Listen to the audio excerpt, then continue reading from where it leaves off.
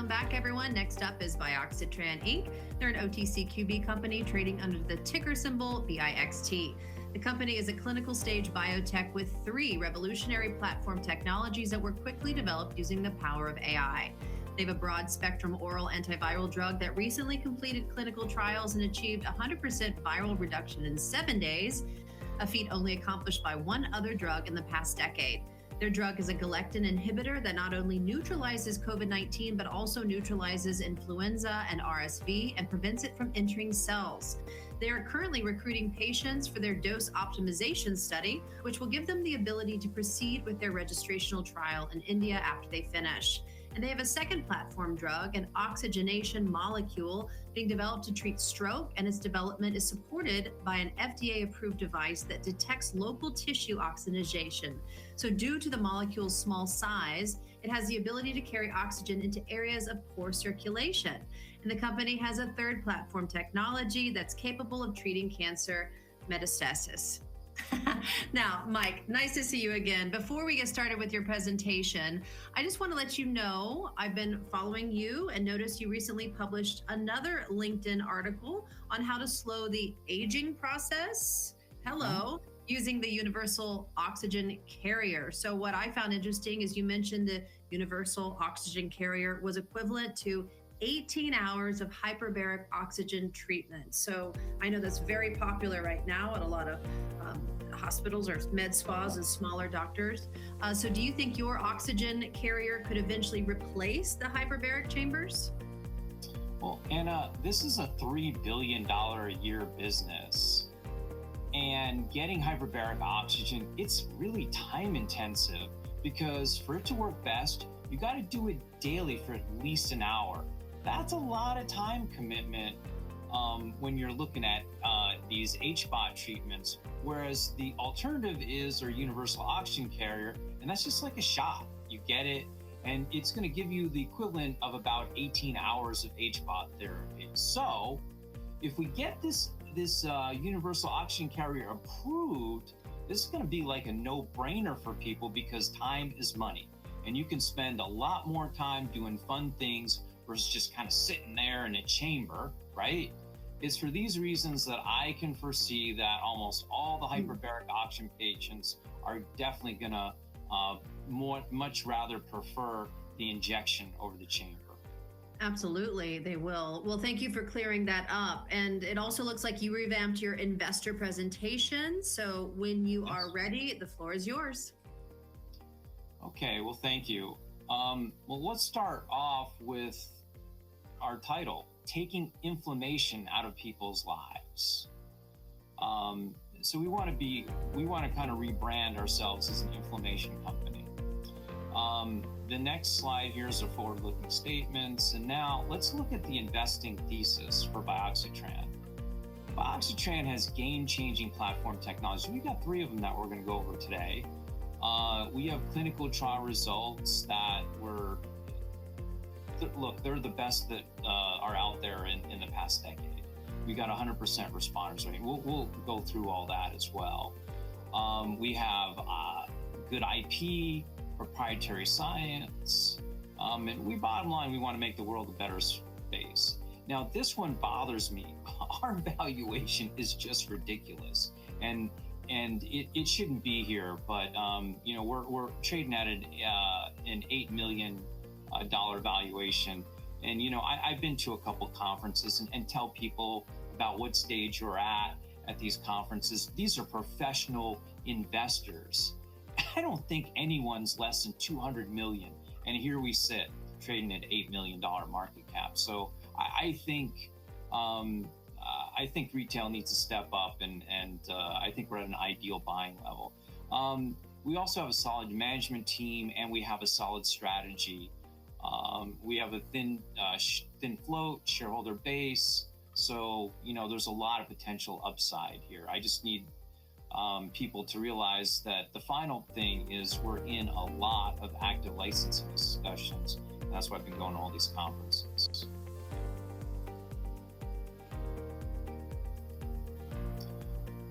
We're a carbohydrate company. We make complex carbohydrates. What do? We're going to treat viral infections. We're going to treat cancer. And we have an oxygen transport molecule, and we stabilize it with our copolymer. And these carbohydrate drugs recognize galectin receptors, and they'll also carry the oxygen atoms. So now that I mentioned the word galectins, what are these things? Well, this is the definition, nice and big for you to all see. Galectins are protein receptors that recognize sugar molecules. So they're specially designed proteins that recognize sugar molecules. And here's the punchline. And they're responsible for chronic diseases. So it's the key to chronic diseases. That's why galectins are important. And then here I explain it a little bit more in depth with a little graphic there. And you'll see galectins, they're these structural things. You'll see the first one, they're kind of two Pac-Man behind each other, and the other one's a rod, and then the other one looks like a snowflake. And galectins stick to other galectins, and galectins also stick to those rods that are sticking up out of the cell surface. Those are called glycans. And you'll see like the middle one, it looks almost like an arresting wire. But they are also responsible for signaling. And galectins are extracellular and intracellular, but we're focused on the extracellular. Now, how big is the reach of these galectins? There's this article that says galectin-3, one receptor for an alphabet of diseases. Just take a look at all these diseases. I mean, for every single letter of the alphabet, there's a disease. I just want you to see that. We're gonna just gloss over it kind of quickly, but there's a lot of chronic diseases here. So now that takes me to my investment highlights here. So we have three platform technologies. The first one's a broad spectrum antiviral. Next one is cancer metastasis, as well as fibrosis. And then we have a blood substitute. And we are going to start, for those that haven't heard of us, we have an active FDA IND with a broad spectrum, and we finished a phase 2 study for antiviral. And for the blood substitute, we are in preclinical trials and quickly moving toward getting an IND. Let's take a look at prolactin M. That's our first, most advanced molecule, the antiviral asset. When I do this, what I'd like to do is, we have a historic discovery in virology. You see, for the past 50 years, there's this idea that one drug, one antiviral, and with our drug, prolactin M, we've basically debunked that theory. We have what we believe is the world's first broad spectrum antiviral. And the discovery was outlined in an article back in August of 2024. And it basically talks about viral adhesion has to happen first. The virus has to adhere to the cellular membrane first. It's the first step in the viral entry process. So it comes in, you see, because what happens is you have these spike proteins, they're slippery. And why are they slippery? They're covered in sugar. And the reason they're covered in sugar is to be invisible to the immune system. Otherwise, the immune system would see them, right? And then you've seen cells under the microscope, they're slippery. So how do two slippery things stick to each other? They don't. They need help. And the viruses basically hijack these galectins in their environment and use them as adhesion molecules. And let's finish this slide up. So there's no broad spectrum antivirals that currently exist right now, and we're literally disrupting a $55.36 billion global antiviral market. So when I say our market valuation doesn't make sense, you just got to do the math. here's an overview of our technology. And when we say broad spectrum, these are different families of viruses right there in the center. And you'll see that there's 3 that are circled. And no other antiviral has this sort of activity. And that's really what we want to point out. So we've done these 3 different families, and we plan on doing more to prove out this platform approach. And I also mentioned that I went over it fast, but there's 60. We have a patent for 60 viruses, or patent pending rather, for 60 viruses.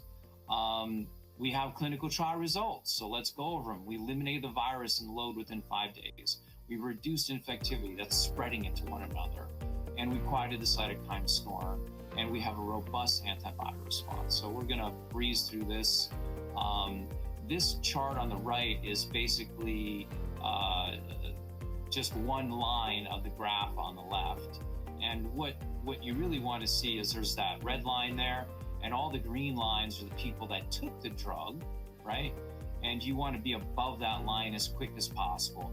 And you'll see that right at the 3-day point, right where it breaks, that is where almost everyone in the green was above the line except for a couple. So 88% were PCR negative.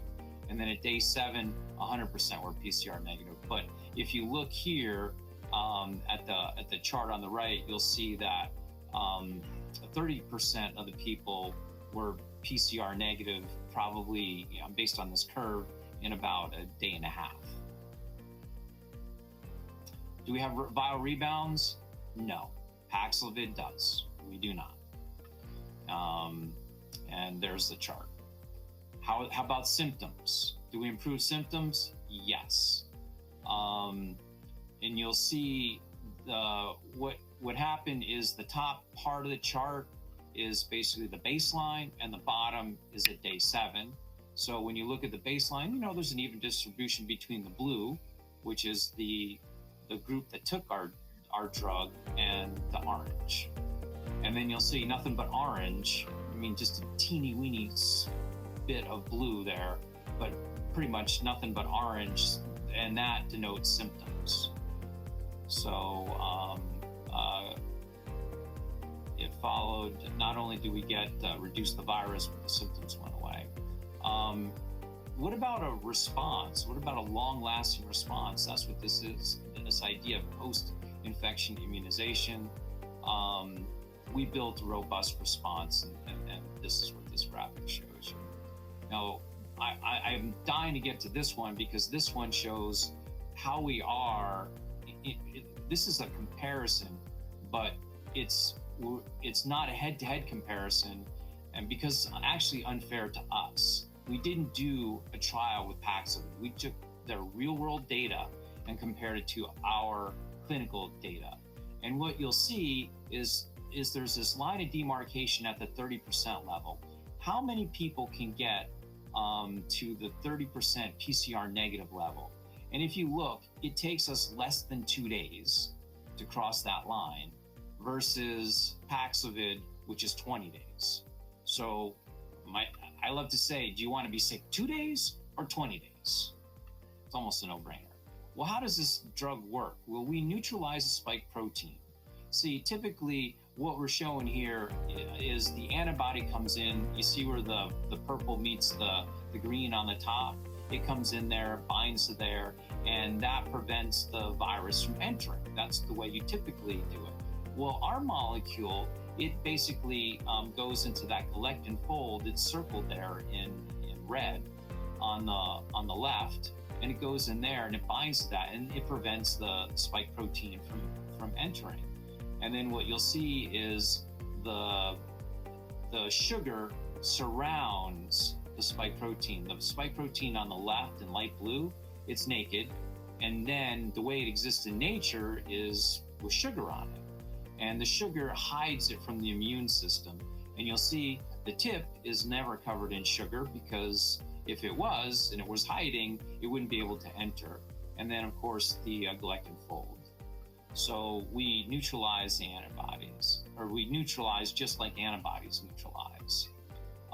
And how does it get rid of things? Well, what we do is we gather, our molecule gathers up the virion, and it latches onto by the spike proteins, and then travels through the body, eventually reaches the liver, and the liver purges it.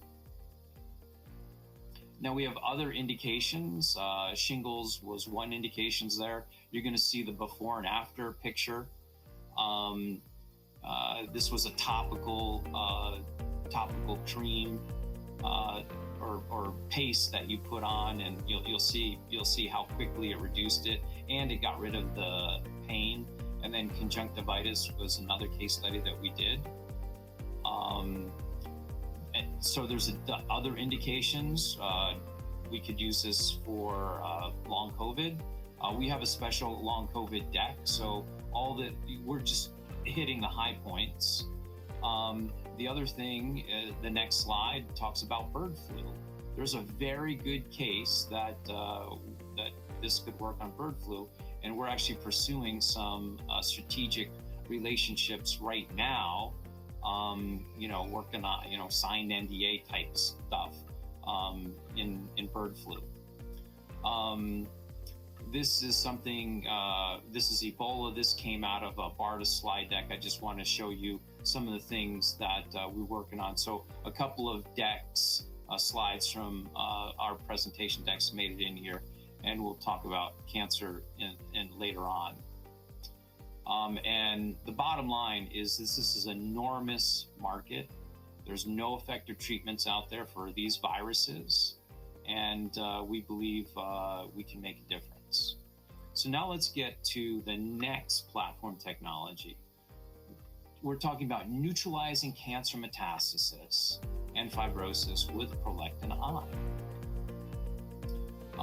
Here's an overview of our platform technology.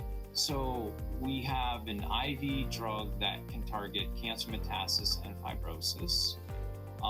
It's designed to go after metastasis in late patients. And we also have this other thing, and that's the second bullet point, is combination therapy to enhance existing checkpoint inhibitors. We're going to really talk about that and why that's important to us as a company.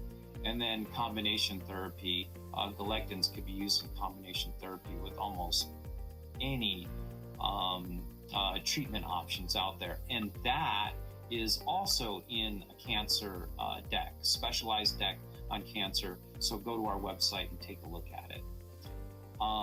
Galectin-3 is a target, strong potential in cancer since 2018. And let's look at some studies and let's build a case. High galectin expression leads to bad outcomes. And this chart takes a little bit of explaining, but the bottom line is the people with high galectin expression, that's bad. If you're a person who has high galectin tumor staining on your tumor, that's not good. And you'll see what happens is the people fail. I'm summarizing what's going on in this slide. People fail, the people in red, they fail really fast, like 30, 60 days. They can't take Keytruda treatment. But look, 100% of the people that had low galectin expression had good outcomes. So the question I pose is, what if galectins were blocked? Theoretically, Keytruda could be 90% effective in non-small lung cancer if you exclude people for high galectin-3, according to this peer-reviewed study. So let's dive a little bit deeper. Why is that? Well, a couple things. Galectin effect, T-cell anergy. Again, all this is covered in my cancer deck, so I'm going to kind of go over it fast. There's T-cell anergy. Basically, the T-cell goes into this wave of, what we'll say, galectin, this galectin cloud, before it gets to the T-cell, and it just gets all this plaque on it, on the actual T-cell itself. And what that does is it prevents these little grappling hooks, which are called lectins, and they grab on and get good adhesion with the cell, so they're mechanical, and they're basically plastered in concrete. And we go over that in the cancer deck. And the other thing is T cell receptor downregulation. Well, if you don't have as many probes out there on the T cell looking for these cells, you're not going to find as many. And that also happens thanks to galectins. What else does galectin do? Well, galectins are also reprogram the tumor vasculature. What the heck does that mean? That has to do with the blood flow. So you have a tumor here, and you have a blood supply going to it, and it grows. That's called angiogenesis. It grows inside the tumor and feeds it with oxygen and nutrients. So galectins are responsible for that, and they're responsible for every part of the angiogenesis process. So when you block lectins, you stop that, or you inhibit that, and that's another key point. And then this also tells you this mechanism. Again, go to the cancer deck, but I'm going to sum this up. It basically gets you into this non-inflammatory environment, this suppressive environment where it suppresses your immune response. And that's what this chart talks about. And then what we did is we did an article, and this is the abstract of our paper. We did an article on immune checkpoint resistance. You see, why is this so important is because the part on the right. Overexpression of galectins drives several key cancer progression mechanisms. And you can see almost all of the things to do with cancer involve galectins. So if you block galectins, we're expecting good outcomes to happen. Galectins are essential for survival of the tumor. So this is an article, it's a journal article. Again, let's not spend time on it, but we figured out why all these immune checkpoint inhibitors don't work as well as they should. I mean, they cure some people, but then why don't they cure the other people? This discusses this. And what the interesting one is, in the upper left quadrant of those 4 charts there, it shows there's a blue line. So when you go to the cancer deck, look at it, there's a blue line there, and it basically, galectins completely render Keytruda,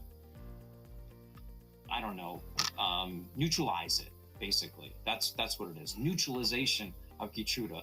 So Keytruda is being given to a person, and it's just not gonna work, according to this article. And what happens if you block galectins? Here's the schematic: is you rip these galectins off so Keytruda can now bind in its binding site. You see what happens? These galectins were occupying the binding site, and now Keytruda comes in, and that could end the resistance.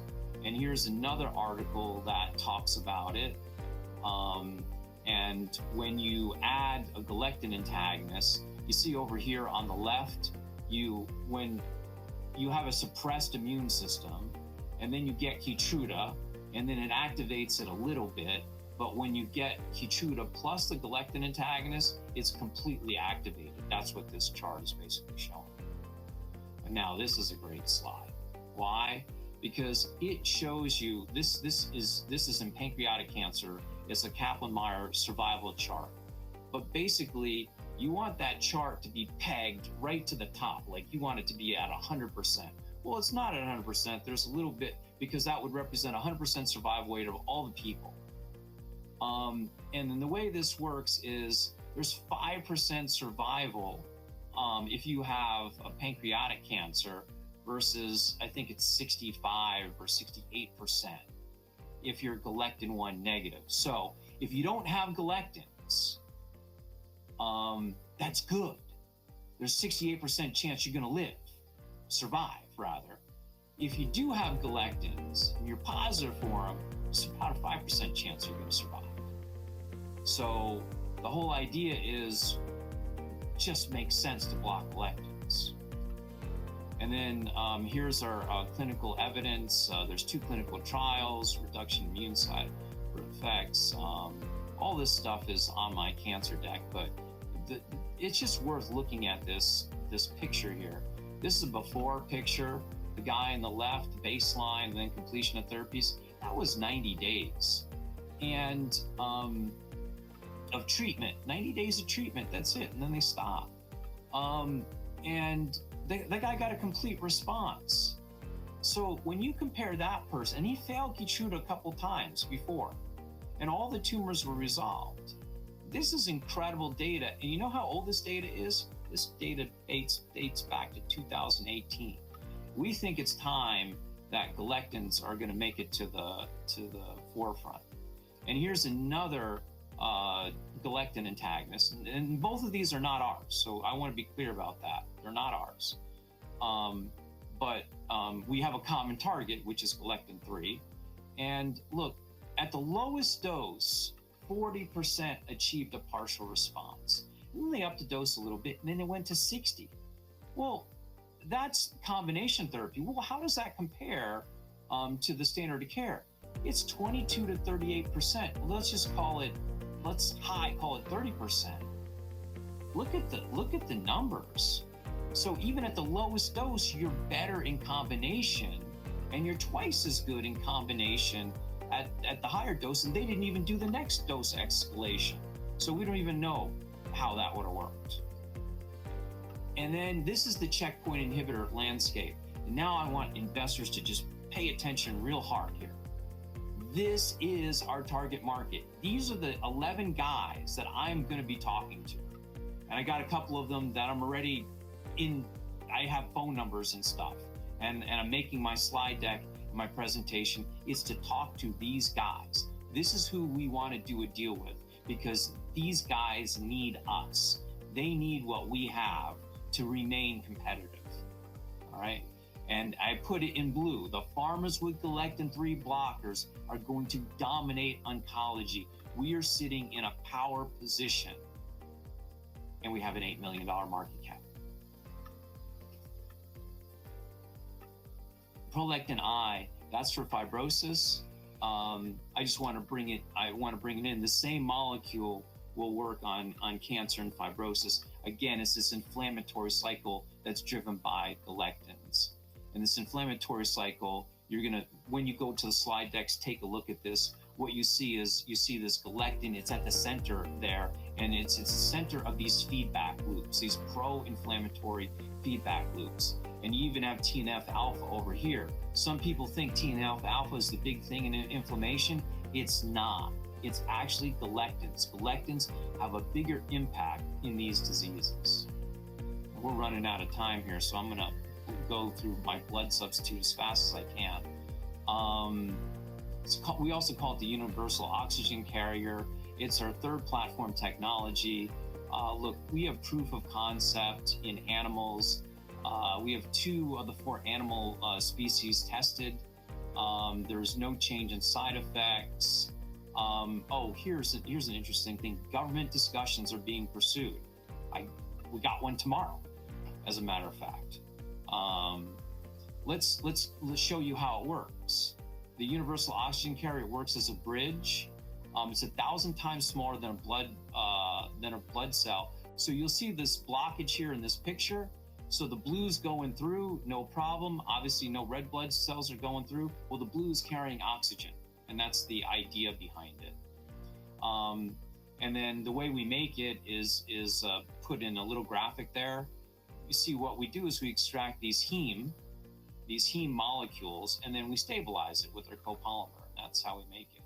But we have some incredible data here. We presented this to BARDA, and this is some data. It's old data.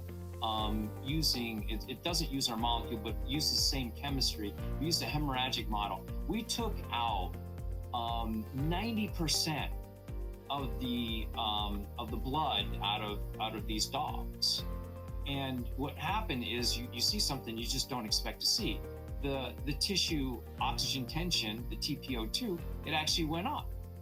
And the model is supposed to have a 50% mortality in 2 to 3 hours. And at these high settings, or at the high dosage levels, and that's in the center one, you'll see that it was statistically significant. So we actually had a survival benefit in this study.